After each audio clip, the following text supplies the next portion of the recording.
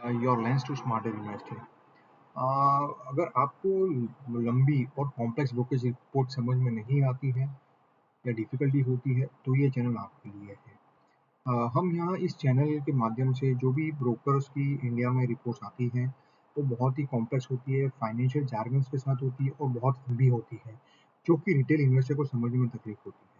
तो बस उसी को आसान करते हुए हम 10 से 12 मिनट में सिंप्लीफाई करने वाले हैं, जिससे आपको सारी इम्पोर्टेंट इनसाइट समझ में आ जाएगी।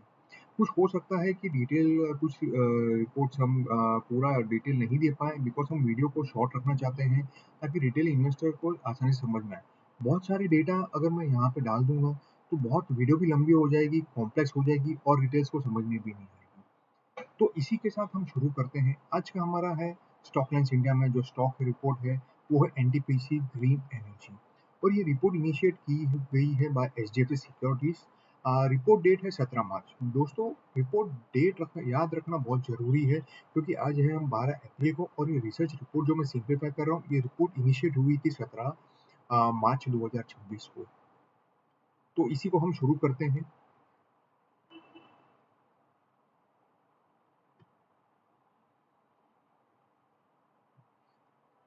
तो NTPC green energy HDFC security report है। मैंने बताया आपको 17 मार्च की है। तो करंट मार्केट प्राइस में इन्होंने बाय दिया था 16 मार्च को, क्लोजिंग थे 99 और टारगेट प्राइस दिया था 121। शुरू शुरू करने से पहले एक हम डिस्क्लेमर डाल देते हैं कि stock lines India is not a SEBI registered analyst और या इन्वेस्टमेंट एडवाइजर नहीं है। ये वीडियो सिर्फ और सिर्फ एजुकेशन पर्पस के लिए बनाया गया है और इसमें दी गई जानकारी किसी भी तरह की बाय, सेल या होल्ड रिकमेंडेशन नहीं है। इस वीडियो में डिस्कस की गई information publicly available brokerage research report से ली गई है। इन्वेस्टमेंट डिसीजन लेने से पहले अपने फाइनेंशियल एडवाइजर से सलाह जरूर है। और मैं किसी भी तरह से एचडीएफसी सिक्योरिटी के साथ कुछ कनेक्शन नहीं है, मेरा किसी ब्रोकर के साथ नहीं है। मैं सिर्फ ये जो भी पब्लिक प्लेटफॉर्म पे अवेलेबल रिसर्च रिपोर्ट होती है, जैसे गूगल हुआ, टेलीग्राम हुआ, व्हाट्सएप हुआ, उनके जो पब्लिक चैनल्स होते हैं, वहाँ पे जो रिसर्च रिपोर्ट होती है, सिर्फ उनको लेके मैं कर रहा हूँ। मैं यहाँ पे कोई किसी भी ब्रोकर की कोई एडवर्टाइजमेंट नहीं कर रहा हूँ और ना कि मैं एसोसिएटेड हूँ।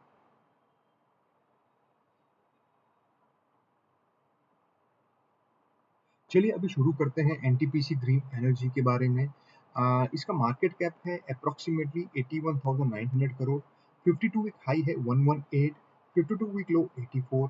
अब शेयर होल्डिंग पैटर्न की बात करते हैं तो शेयर होल्डिंग पैटर्न है as on December 2025 quarter end का है।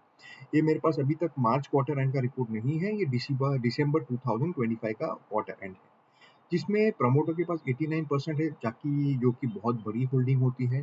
एफआई और लोकल म्यूचुअल फंड के पास है 4.85%, एफपीआई के पास है 1.6% और पब्लिक और अदर्स के पास है 4.58%। अब हम बात करते हैं कंपनी की ओवरव्यू की।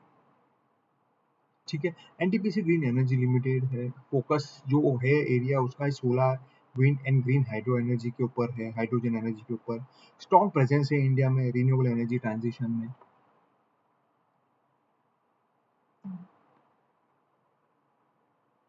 एनटीपीसी ग्रीन एनर्जी लिमिटेड जो है एनटीपीसी की रिन्यूएबल एनर्जी सब्सिडरी है, जो सोलर, विंड और ग्रीन हाइड्रोजन जैसी क्लीन एनर्जी सेगमेंट में काम करती है। अब इसकी की हाइलाइट देखें तो approximately 7.3 gigawatt solar capacity operational है इसके पास।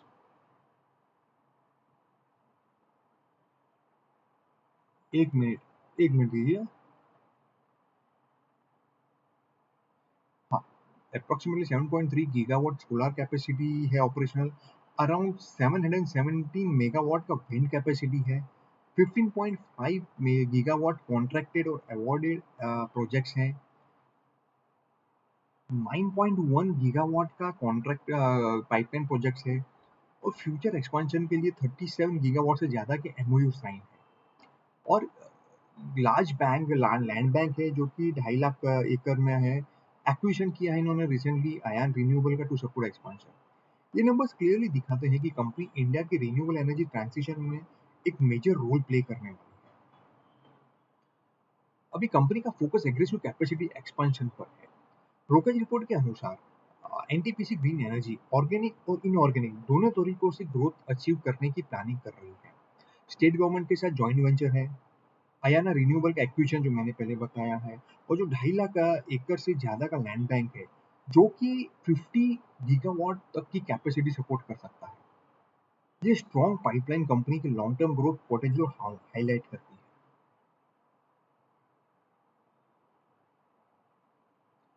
मैं बहुत ही स्लो जा रहा हूँ ताकि आप रिटेल इन्वेस्टर को समझ में आ जाए। तो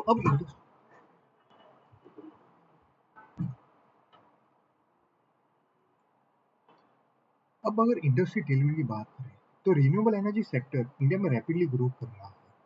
गवर्नमेंट के रिन्यूएबल परचेज ऑब्लिगेशंस और इंक्रीजिंग पावर डिमांड इस ग्रोथ को सपोर्ट कर रही है। अब इंपॉर्टेंट ट्रेंड देखते हैं, solar plus battery energy storage system की डिमांड है। डक का फिनोमिना जो एनर्जी स्टोरेज की जरूरत बढ़ाता है। Long term power purchase agreement है, जो एवरेज 21 ईयर्स का है।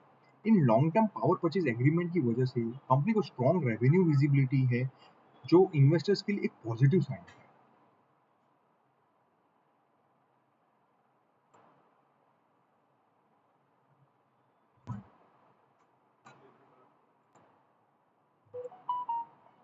अब बात करते हैं कंपनी के फाइनेंशियल आउटलुक। रेवेन्यू एक्सपेक्टेड है, जो as per the brokerage estimate जो है, जो ब्रोकर रिपोर्ट है एचडीएफसी की, एज पर देम जो रेवेन्यू एक्सपेक्टेड है 167 बिलियन, वो बाय फाइनेंशियल ईयर 29 तक है। EBITDA projected to grow at 82% CAGR, ये बहुत ही अच्छा नंबर है। हाँ, बहुत ही कम कंपनीज में इतना CAGR देखने मिलता है। सिग्निफिकेंट कैपिटल एक्सपेंडिचर है, तो 2.4 लाख करोड़ का, जो होगा FY 32 तक। शॉर्ट टर्म में हैवी कैपेक्स होगी, जैसे कि इन्होंने बोला है कि 2.4 लाख करोड़ इनको इन्वेस्टमेंट करना है FY 32 तक। तो शॉर्ट टर्म में हैवी कैपेक्स की वजह से फ्री कैश फ्लो प्रेशर हो सकता है, लेकिन लॉन्ग टर्म में ये एक्सपांशन ग्रोथ को सपोर्ट करेगा। अब वैल्यूएशन एंड टारगेट की बात करते हैं। वैल्यूएशन के पर्सपेक्टिव से ब्रोकर की रिपोर्ट ने एसओटीपी मेथड यूज किया है, जो होता है सम ऑफ द पार्ट्स का। उसका फुल फॉर्म होता है एसओटीपी का, सम ऑफ द पार्ट्स मेथड का यूज किया है। की वैल्यूएशन मैट्रिक्स है, टारगेट प्राइस है 121, अपसाइड पोटेंशियल है एज पर ऑलमोस्ट 22% का, ईवी पर इबिटा मल्टीपल है 14.5 का। इस बेसिस पर ब्रोकर ने स्टॉक पर बाय रेटिंग असाइन की है।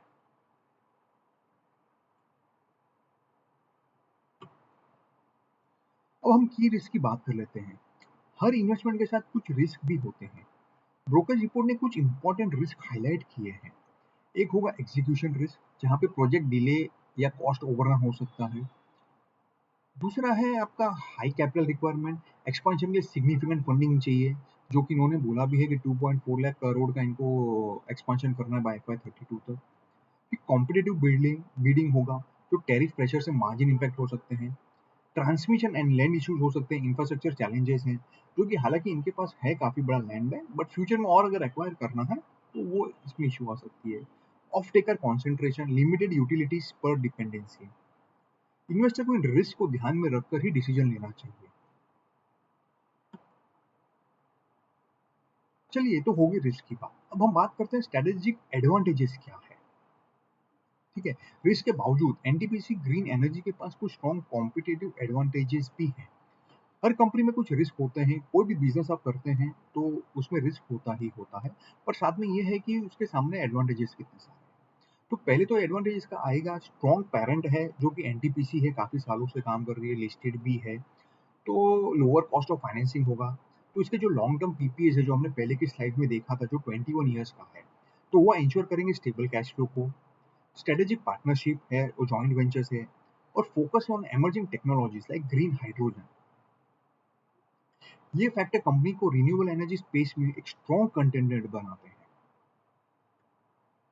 चलिए, अब फाइनल समरी कर लेते हैं अपन इस रिपोर्ट की टेक अवेज, तो क्विक समराइज करने के लिए। तो पॉजिटिव है, स्ट्रॉन्ग रिन्यूएबल एनर्जी पाइपलाइन है, रोबस्ट फाइनेंशियल ग्रोथ आउटलुक है, long term PPS ensuring revenue visibility, support from NTPC जो कि पेरेंट कंपनी है। रिस्क, हाई कैपिटल एक्सपेंडिचर है, एग्जीक्यूशन चैलेंजेस है, कॉम्पिटिटिव टैरिफ एनवायरनमेंट है। अगर चलिए, तो ये हो गई तो ये हो गई है रिपोर्ट कि जो की हाइलाइट्स है, हो सकता है मैंने कुछ मिस आउट कर दिया होगा, उसके लिए मैं माफ़ी चाहता हूँ। और मैं फिर से ये बता दूँ कि रिपोर्ट मेरी नहीं है, ये एचडीएफसी सिक्योरिटीज़ की रिपोर्ट है, जो कि मेरा कोई भी लेना-देना नहीं है एचडीएफसी के साथ। ये सिर्फ़ और सिर्फ़ जो भी पब्लिक प्लेटफ़ॉर्म पे अवेलेबल होती है, वहाँ से मैंने रिपोर्ट उठाई है। मुझे लगा एनटीपीसी ग्रीन शायद काफ़ी लोगों को बिज़नेस मॉडल या रिस्क समझ में नहीं आया होगा, तो उसके लिए मैंने इसका डाला है। आने वाले दिनों में हम और भी ब्रोकर्स की रिपोर्ट डालने की कोशिश करेंगे। हालाँकि बिज़ी होता हूँ तो ज़्यादा नहीं डाल पाऊँगा, पर जो भी इम्पोर्टेंट स्टॉक्स होंगे या इम्पोर्टेंट इवेंट्स की कुछ रिपोर्ट्स होगी, तो वो मैं डालने की पूरी कोशिश करूँगा। तो उसके लिए मुझे बिल्कुल पूरा सहयोग करें। अगर आपको सिंप्लीफाइड ब्रोकरेज रिपोर्ट समरी पसंद आई हो, तो वीडियो को लाइक करें, शेयर करें और स्टॉकलाइन्स इंडिया चैनल को सब्सक्राइब करना ना भूलें। कमेंट सेक्शन में ज़रूर बताइए कि आप अगला कौन-सा स्टॉक या ब्रोकरेज रिपोर्ट देखना चाहेंगे। और हम चाहेंगे और हम फ्यूचर में हम कोशिश करेंगे कि कंपनीज़ के बिज़नेस मॉडल को भी एकदम आसानी से समझाने की कोशिश करेंगे। तो जब तक के लिए मैं आपसे इजाज़त चाहूँगा, फिर मिलेंगे अगले वीडियो में। धन्यवाद।